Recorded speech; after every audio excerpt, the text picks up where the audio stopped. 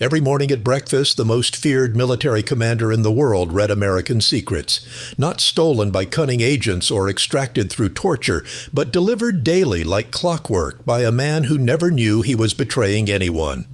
For 6 months, one American colonel unknowingly fed the Desert Fox everything he needed to win. Then, with a single change of code, that same colonel helped destroy him. This is the story of the greatest accidental spy in World War II, and how American ingenuity not once but twice shaped the fate of the North African desert. Cairo, Egypt, January 20th, 1942.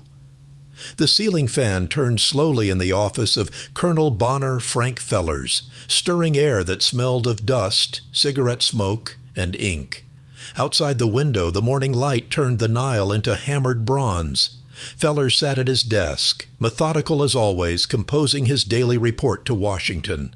His fingers moved across the typewriter keys with the precision of a West Point man, class of 1918, recording everything he had learned from yesterday's briefings with British commanders. 270 aircraft withdrawn from North Africa to reinforce the Far East. British tank strength, 400 operational, 300 under repair. Fuel reserves adequate for 14 days of sustained operations. Morale among Commonwealth troops deteriorating after recent reversals.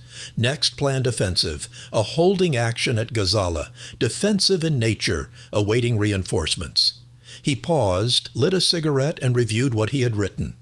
General George Marshall himself had instructed him to be thorough, to be detailed, to report everything.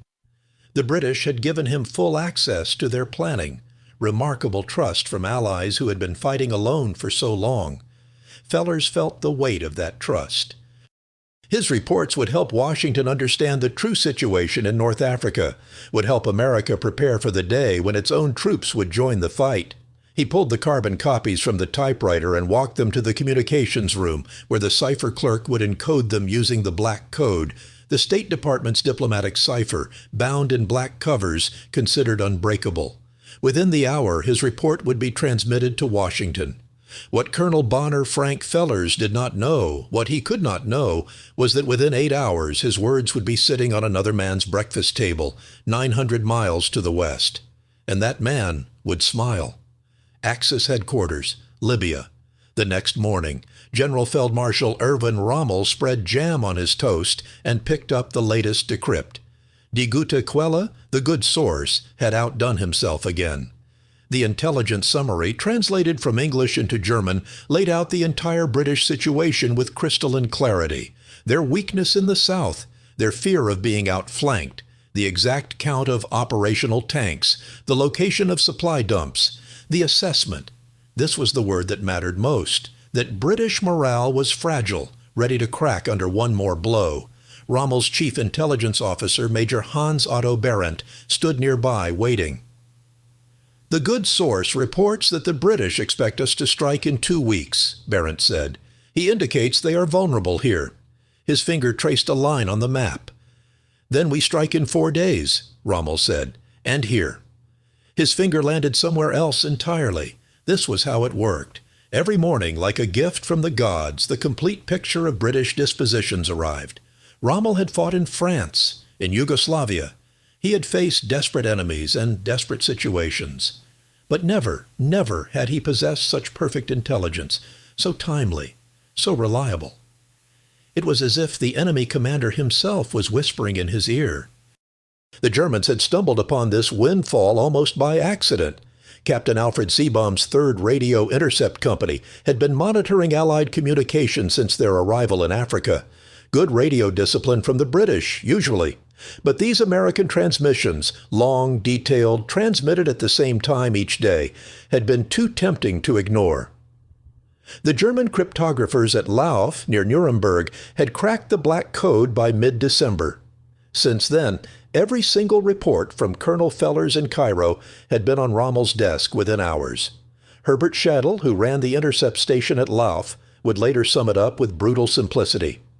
Rommel, each day at lunch, knew exactly where the Allied troops were standing the evening before. The Americans called their cipher the Black Code. The Germans called their source the Little Fellow. Rommel himself preferred My Bonnie Fellow. a play on the colonel's name. Whatever they called him, the result was the same. Rommel could plan his operations with godlike foreknowledge. He knew where to strike, where to avoid, when his enemies were weak, when they were strong. In January, when Fellers reported the withdrawal of aircraft to the Far East, Rommel launched an immediate counteroffensive and recaptured Benghazi. In May, when Fellers detailed British defensive positions at Gazala, Rommel struck around them, destroyed 2 armored brigades, and sent the British reeling eastward. In June, when Fellers described the demoralization of British troops and their commander's uncertainty, Rommel pressed his advantage and captured the fortress of Tobruk, 33,000 prisoners, vast stocks of fuel and supplies. It was his greatest triumph. Hitler promoted him to General Feldmarschall. The legend of the Desert Fox grew with each victory. British soldiers, battered and confused, spoke of him with a mixture of fear and admiration. He seemed to anticipate every move, to appear where he was not expected, to strike precisely where defenses were weakest. Supernatural intuition, they said, tactical genius beyond comprehension. They were half right. Rommel was brilliant. But brilliance needs opportunity. An opportunity was being delivered to him every single morning by an American colonel who was simply doing his job. Washington, D.C., March 1942. The reports from Colonel Fellers arrived regularly at the War Department, where they were filed, analyzed, and distributed to senior officers. General Marshall found them invaluable. Clear-eyed assessments uncolored by British defensiveness, detailed enough to help American planners understand what equipment and support the British actually needed. Fellers had a critical eye. His reports didn't sugarcoat British failures. The Eighth Army's tactical conceptions were wrong. Cooperation between arms was neglected. Reactions to battlefield changes were slow. British leadership was failing to maintain troop morale. These assessments stung when British intelligence officers read them, intercepted not from American transmissions but from German ones, after the British Ultra program at Bletchley Park broke the German Enigma codes. The British were reading German military communications, and in those communications they found Rommel's headquarters quoting, verbatim, an American source in Cairo. The irony was almost perfect. The British had cracked German codes. The Germans had cracked American codes, and everyone was reading everyone else's mail, except the Americans didn't know their mail was being read. By January 1942, British intelligence officers began noticing patterns. Whenever their convoys sailed to resupply Malta, Axis aircraft appeared in force. Whenever they positioned tanks in a supposedly secret location, Rommel avoided that sector. Whenever they planned an offensive, the Germans were waiting. The correlation was too precise to be coincidence. British signals intelligence intercepted a German message referring to a source in Egypt, a source with extraordinary access to operational planning. The hunt began. Who had that level of access? Who was in a position to know everything? The answer, when it came, was uncomfortable. The American military attaché, Colonel Fellers. The British did not want to believe it. Fellers was no traitor. He was helping them, advocating for increased American support, pressing Washington to send weapons and troops. But the evidence mounted. In June 1942, British codebreakers found German signals that quoted American assessments word for word, assessments that could only have come from one place. On June 11, 1942, Fellers transmitted report number 11,119. It detailed Operation Vigorous and Operation Harpoon, 2 simultaneous convoys to Malta, complete with routes, escort strengths, timing, and planned commando raids on Axis airfields. It was comprehensive intelligence, perfect intelligence. Within hours, Berlin and Rome were reading it. Rommel positioned his forces accordingly. The convoys were savaged. Of 17 cargo ships that attempted the passage, only 2 reached Malta. Thousands of tons of desperately needed supplies went to the bottom of the Mediterranean. The tanker Kentucky, carrying fuel that could have sustained Malta for months, burned in the water while Italian destroyers circled like sharks. The British had seen enough. They contacted Washington, carefully, delicately. Your codes are compromised. The Black Code is broken. The Germans are reading everything. Cairo, Egypt. Late June 1942. Colonel Fellers received his orders without explanation. Return to Washington immediately. His successor would use military cipher systems, not diplomatic ones. There was no accusation, no blame. He had followed orders, used the codes he was given, reported what he was told to report. But the mathematics were undeniable. As long as he transmitted using the black code, British soldiers were dying. On June 29, 1942, Fellers switched to a new cipher. His final reports using the compromised code went out. Then silence. The good source went dark. On July 7th, Fellers left Egypt. He flew home to a promotion and a decoration, the Distinguished Service Medal awarded for exceptionally meritorious service. The citation praised his reports as models of clarity and accuracy that had contributed materially to the tactical and strategic development of our armed forces. It was all true. His reports had been excellent. They had helped America prepare for war. They had simply accidentally helped Germany even more. Axis headquarters, Libya. July 1942. The morning intelligence briefing felt wrong. Major Barent stood before Rommel with an expression the Feldmarschall had never seen before. Uncertainty. No signals from the American source, Barent said. Nothing for 8 days. Rommel's hand paused over his coffee cup. A temporary gap in transmission? Perhaps. But the pattern has changed. The transmissions we do intercept from Cairo are using a different system. We cannot read them. Rommel said nothing. He looked at the map on his wall, the pins marking British positions based on what? Visual reconnaissance, prisoner interrogations, radio intercepts of tactical communications, all useful. None of it comparable to what the good source had provided. That daily delivery of perfect intelligence, comprehensive and timely, showing him the entire chessboard while his opponent saw only part of it. Wilhelm Flieke, who worked in German signals intelligence, would later write, he missed the Fellers telegrams. Rommel's operations came to a standstill. The period of Rommel's great victories was over. It wasn't quite that simple. Rommel was still brilliant, his troops were still experienced. But war is fought on razor's edge, and the edge had shifted. Without knowing British supply levels, he couldn't judge when to press an attack. Without knowing their morale assessments, he couldn't predict when they might collapse. Without knowing their planned movements, he had to guess. And in modern warfare, guessing gets men killed. On the night of July 10, 1942, British commandos raided Tel El Asa.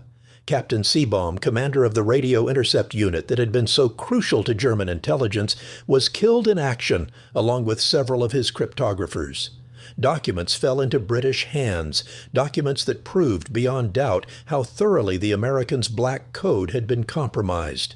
Rommel's intelligence infrastructure was collapsing. The man who had seemed to possess supernatural foresight was suddenly blind.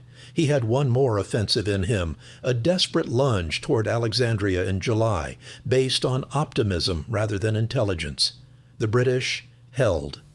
Rommel fell back to defensive positions at a place called El Alamein, where the Mediterranean Sea on one side and the impassable Qattara Depression on the other created a bottleneck. For the first time in the North African campaign, he could not use his favorite tactic, the wide flanking maneuver through open desert. And for the first time in the North African campaign, he had no idea what his enemies were planning. El Alamein, Egypt, October 23, 1942. The British artillery barrage began at 9:40 p.m., a rolling thunder that lit the desert like sheet lightning. For 4 hours, 924 guns fired on German and Italian positions. Montgomery had assembled overwhelming force, 195,000 men, 1,100 tanks, 2,300 artillery pieces, and undisputed air superiority.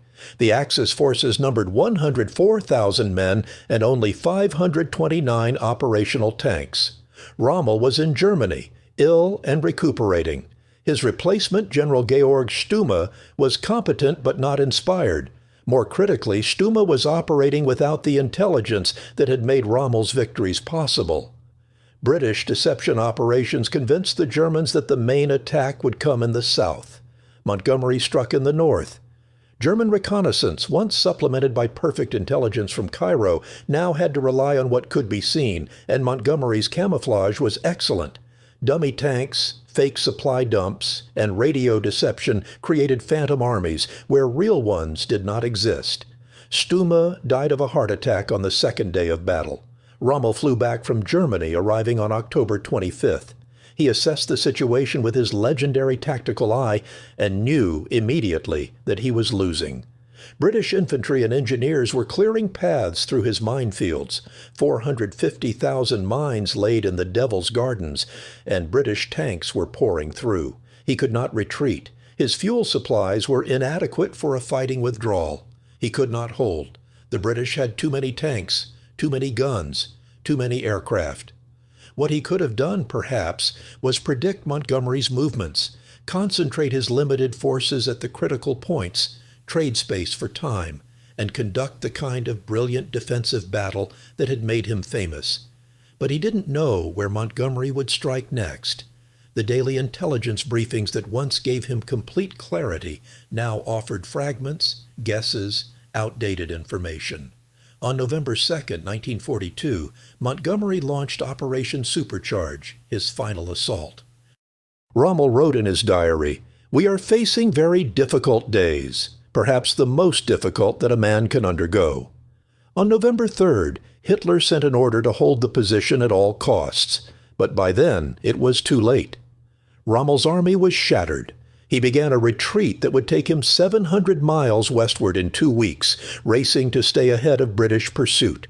The Desert Fox had been outfought, outmanned, and outgunned. But more than anything, he had been outthought. For the first time since arriving in North Africa, Erwin Rommel was fighting blind. Epilogue. Washington, D.C., December 1942. Colonel Bonner Frank Fellers, now Brigadier General Bonner Frank Fellers, the first in his West Point class to be promoted, stood in the War Department building and considered the strange architecture of modern warfare. He had done his duty. He had sent accurate reports using authorized codes. He had been promoted and decorated for his service, and he had unwittingly helped create one of the great military legends of the war. The Americans had built the Desert Fox's reputation with their carelessness, and then, with a simple change of code, they had brought him down. Not through superior tactics, though Montgomery was capable. Not through overwhelming force, though that helped. But through the simplest possible means. They stopped giving him the answers. Intelligence, Fellers would later understand, was like oxygen. You didn't notice it when you had it. You only noticed when it was gone. The irony would haunt military historians for decades. The same man, Bonner Fellers, had influenced the North African campaign twice. First, by providing Rommel with perfect intelligence that led to victories at Benghazi, Gazala, and Tobruk. Second, by forcing a change in American codes that blinded Rommel and contributed to his defeat at El Alamein. Fellers had never fired a shot in anger.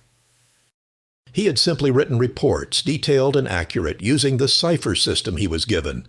But his words had moved armies. General Dwight Eisenhower, who had known Fellers during their service under MacArthur in the Philippines, never forgave him. Years later, when Lady Hermione Ranfurly expressed admiration for Fellers at a dinner party, Eisenhower's response was immediate and harsh. "Any friend of Bonner Fellers is no friend of mine." He apologized the next day for his rudeness, but the sentiment was clear. Someone had to be blamed for the intelligence disaster, and Fellers was the convenient target. General Marshall never blamed him. Marshall knew the truth. The fault lay not with the man who wrote the reports, but with the system that failed to protect them. Diplomatic codes should never have been used for military intelligence. The Black Code should have been changed months earlier when the first warnings appeared. But bureaucratic inertia and overconfidence in American cryptography had delayed action until thousands had died. In 1943, Fellers went to the Pacific Theater, where he served on MacArthur's staff and directed psychological warfare operations against Japanese forces. He was good at his work, analytical, thorough, creative. He never returned to the Middle East. The desert had no more use for him, and he had no more use for it. But the question remained, whispered in intelligence circles and military academies for generations after. How much of Rommel's genius was his own, and how much was simply American intelligence, delivered daily, courtesy of a colonel who never knew he was anyone's spy? The answers are complicated, as they always are in war. Rommel was brilliant. No amount of intelligence could make a mediocre commander great. But brilliance needs opportunity, and opportunity needs information. For 6 months, Rommel had possessed the greatest intelligence advantage any commander had ever enjoyed. When it vanished, so did his string of victories. The Desert Fox had been dangerous because he could see in the dark. Once the Americans turned off the light, he stumbled like any other man. Historical coda. The full story of Bonner Fellers and the Black Code remained classified for decades after the war. Rommel died in 1944, forced to commit suicide after being implicated in a plot against Hitler. He never knew that his good source was an unwitting American colonel who had simply been doing his job. Fellers died in 1973, his role in the intelligence disaster largely forgotten by the public, though military historians continued to debate his impact. The lessons were clear, even if they took time to learn.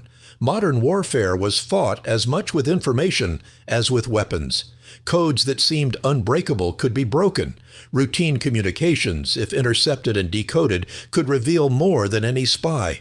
And sometimes the greatest intelligence coup of a war came not from brilliant espionage, but from a simple mistake, a stolen code book, a clerk who didn't lock a safe, a cipher system that wasn't changed when it should have been. The Germans had called Fellers die gut Quell, the good source. They were right. He had been very good indeed. Just not for the side he thought he was serving. And in that irony lay one of the strangest truths of the Second World War. Sometimes the most valuable spy was the one who never knew he was spying at all.